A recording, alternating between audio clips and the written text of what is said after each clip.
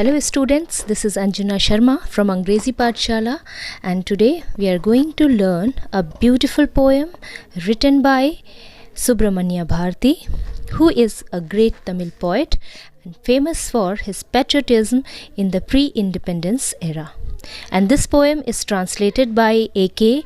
Ramanujan, who is Kannada and English poet, and he is well known for his translation for classic and modern poetries. So in this poem, the poet talks about adversities in life. Wind here symbolically represents the adversities in life. So this poem is the result of poet's observation and keenness of his vision. The poet suggests everyone to be strong physically and mentally. So wind here is the symbolic representation of the obstacles or adversities in our life, and we must face it strongly. People with strong physique and good mental health will be able to stand and face odds and obstacles in their lives. So this is all about the poem. So let's start the explanation here. Wind, come softly. Don't break the shutters of the window. Don't scatter the papers. Don't throw down the books on the shelf. So here in these 4 lines, the poet requests to the wind to come softly, not to break the shutters of the windows, not to scatter the papers, and not to throw down the books on the shelf. So he is talking to the wind in a requesting mood. Now in next line, there, look what you did. You threw them all down. You tore the pages of the books. You brought rain again. So in these 3 lines, the poet accuses the wind for destructing the things. Like what the wind is doing here, the poet is saying that you threw them all down. You threw them, the papers, the books, everything.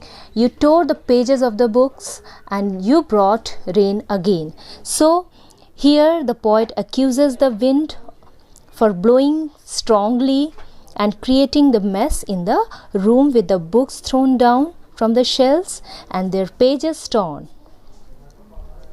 And also, wind has brought rain again. You are very clever at poking fun at weaklings. Frail crumbling houses, crumbling doors, crumbling rafters, crumbling wood, crumbling bodies, crumbling lives, and crumbling hearts. The wind god winnows and crushes them all. So here, poking fun means making fun of. Weaklings means weak bodies. Frail here means weak, and crumbling means breaking or destroying. Rafter means sloping beam supporting a roof. So these were the meanings of the words. Now let's see the explanation. So what poet wants to say here, that wind is very clever at poking fun at weaklings. So the poet speaks in a subdued tone and says that wind is very clever and it makes fun at weaklings. Whatever is weak, like crumbling houses, crumbling doors, crumbling rafters, crumbling wood, crumbling bodies, and crumbling lives, even crumbling hearts, are destroyed by the wind. He also considers wind as a god and says that wind god separates the weakers and strongers and crushes whatever is weak. He won't do what you tell him.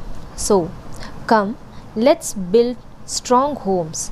Let's join the doors firmly. Practice to form the body. Make the heart steadfast. Do this and the wind will be friends with us. So here in these lines, what poet says, that wind is not going to listen to you. You have to make your body strong. you have to lay strong foundation of the houses. You have to join the doors firmly so that wind may not get penetrated inside, and you have to firm the body. Firm here means make strong. You have to make your body strong. You have to be determined. You have to be firm. So symbolically what he wants to say, that adversities will knock your door unknowingly. They are not going to listen you at all. So what you have to do is you have to make them your friends. You have to make yourself strong, and if you will do this, then adversities will become your friend. The wind blows out weak fires. He makes strong fires roar and flourish. His friendship is good. We praise him every day. So here the poet describes how the wind has both bad and good effects. If the fire is weak, it is blown out by the wind, and if the fire is strong, it is flourished by the wind. So the poet comes to the conclusion that if we are strong, then the wind is a good friend for us to have, and it will increase our strength. So symbolically he wants to say that all the troubles that we face in life will strengthen us. So we must ensure it that we must be strong at the time of adversities. Whenever the adversities are knocking at our door, we should be firm. We should be determined. Then only we would be able to face all the adversities in our life. So this in last two lines what the poet says, his friendship is good and we praise him every day. So what he wants to say here, that we should sing our devotion to the wind god on a daily basis. And what does it mean? That we should praise adversities, or we should try to face the adversities happily. Then only we can make adversities our friends. So it's very important for all of us to be physically and mentally strong to face all the difficulties, all the troubles, all the adversities in our life.